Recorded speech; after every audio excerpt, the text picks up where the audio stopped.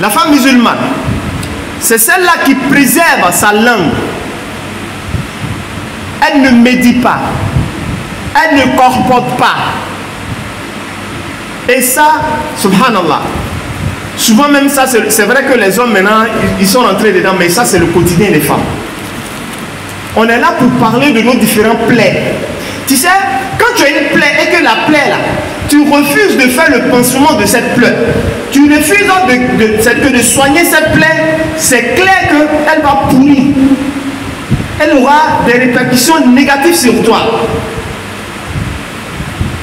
Donc c'est par rapport à ça, tu vas essayer de penser, même si tu ressens le mal, il faut penser la plaie, il faut soigner la plaie. Donc nous sommes là pour parler de nos plaies. Donc la femme musulmane, quand on attend femme musulmane, c'est celle-là qui ne médit pas. Elle ne parle pas du comportement de l'autre. Parce que la médisance, c'est de parler de ce que l'autre est, de ce que l'autre fait. La médisance, c'est ça.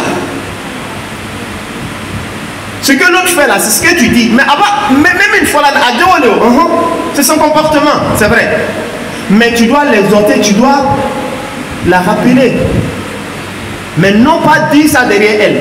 Parce que quand tu dis ça derrière elle, si elle entend, alors elle va changer d'attitude vis-à-vis de toi. Ça ne va pas lui plaire. Donc par rapport à cela, tu ne dois pas dire ça, tu ne dois pas faire ça. Tu ne dois pas dire des choses sur elle derrière elle. Ça, ce n'est pas le comportement de la femme musulmane.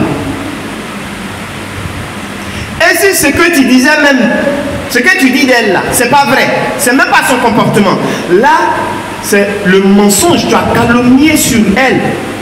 Là, c'est la calomnie, c'est le mensonge, tu as menti sur elle.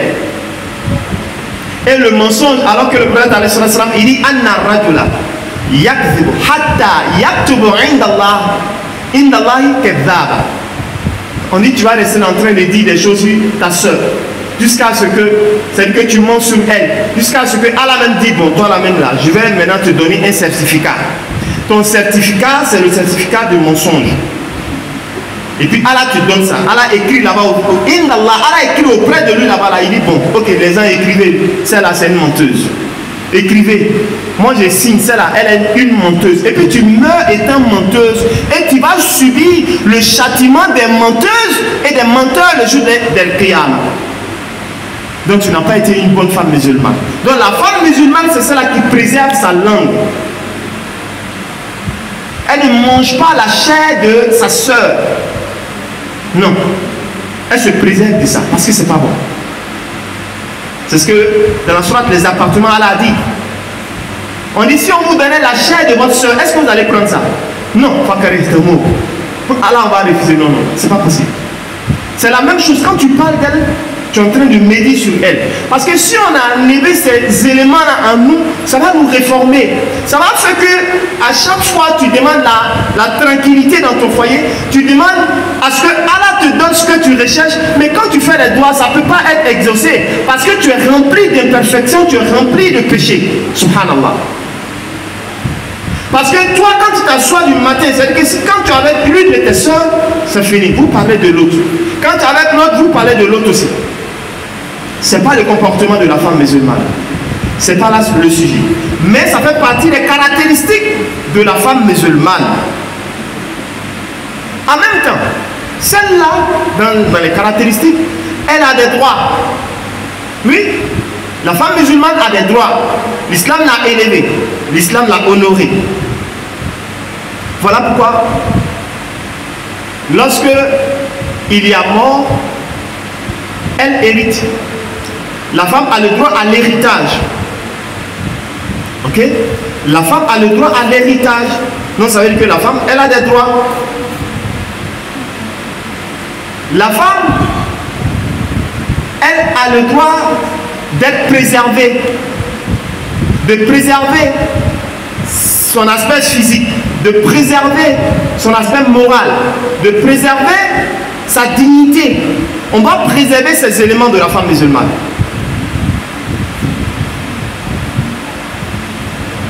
La femme musulmane aussi, parmi ses droits, à un moment donné, elle se marie, on la marie. Ça aussi, ça fait partie des droits. C'est comme tu dis, bon, ok, on décide, on dit, bon, toi, voilà, tu es trop pieuse, donc on ne va pas te donner un mariage. Ça n'existe pas aussi. On nous dit que la femme est sur la religion de son mari. Donc si tu ne prends pas quelqu'un qui a une bonne croyance, qui a un bon aqida, alors ça sera un peu compliqué pour toi. Tu vas te défendre, c'est vrai, mais tu ne pourras pas trop t'en sortir. Souvent. Donc, la femme musulmane, c'est celle-là, elle doit se démarquer.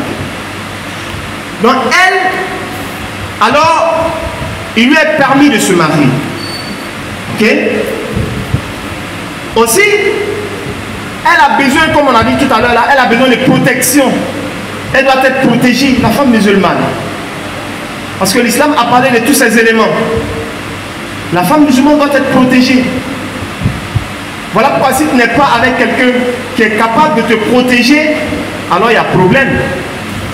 Donc, nous allons aborder, ça va, la place de la femme musulmane. Donc, comme nous avons dit tout à l'heure, l'islam n'a pas oublié la femme musulmane. Là, comme nous avons dit, au niveau de la législation, au niveau des lois islamiques, alors la femme est au même niveau que les hommes. Hein? Inna akramakum indallahi atqakum. Le meilleur parmi vous, c'est celui qui craint Allah. Donc, la femme peut être dans son foyer, et puis sa position au niveau d'Allah par rapport à son mari, là, alors non, c'est clair que c'est comme le ciel et la terre. Parce que c'est celle-là qui prie beaucoup. Elle obéit à son mari. Ok? Les devoirs, ça va, de la vie conjugale, alors elle les exécute. Elle prend bien soin de ses enfants. Elle jeûne beaucoup, elle prie beaucoup. C'est clair qu'elle aura une grande longueur d'avance sur son mari. Et elle sera plus proche de son mari. Parce que le prophète, peut-être on va énumérer ça rapidement. Dans le hadith, il dit il parle de l'allié. Parce qu'à un moment donné, lorsqu'on va commettre des actes d'adoration, on sera plus proche d'Allah. À un moment donné. Et le prophète, il parle dans ce hadith Qudsi, il dit, celui qui commet du tort à mon allié, à mon rapproché, je lui déclare la guerre. Et il dit, la chose que lui, Allah, il aime le plus chez son serviteur, c'est les choses que lui, il a rendues obligatoires. Les actes obligatoires de la religion. Ok? Il dit, Wala yazalu abdi. Il dit, mais mon serviteur, femme comme garçon, il dit, ne cessera pas d'œuvrer en œuvre surrogatoire jusqu'à ce que je l'affectionne, je l'aime. Donc ça veut dire que pour que tu puisses avoir l'amour d'Allah, alors tu peux œuvrer, tu peux faire des actes d'adoration pour te rapprocher d'Allah. Et Allah, tu seras proche de lui, plus que ton mari lui-même. Parce que c'est rien qu'Allah regarde. Allah regarde celui qui œuvre plus, celui qui commet plus de bonnes actions. Alors c'est celui-là qui est le plus proche. En tout cas, qui craint plus Allah. Donc ça veut dire que à travers ce hadith, on comprend directement que la femme aussi peut avoir les mêmes privilèges que les hommes. La femme aussi peut avoir une bonne place auprès d'Allah. Elle peut être une waliyat. Ok? Les hommes peuvent être des wali. La femme aussi peut aussi avoir, ça va, ce titre de waliya.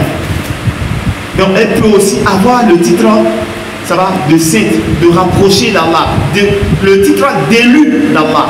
Elle peut avoir ce titre. Donc toujours dans la même veine, la place honorable que l'islam a octroyée, a donnée à la femme, nous avons quoi? L'islam par exemple dit de soutenir et de garantir l'instruction au même titre, c'est-à-dire que l'instruction de la femme musulmane. L'instruction de la femme musulmane. On doit garantir son instruction. C'est-à-dire que s'il n'y a pas quelqu'un pour garantir ton instruction, toi-même tu dois apprendre, tu dois connaître.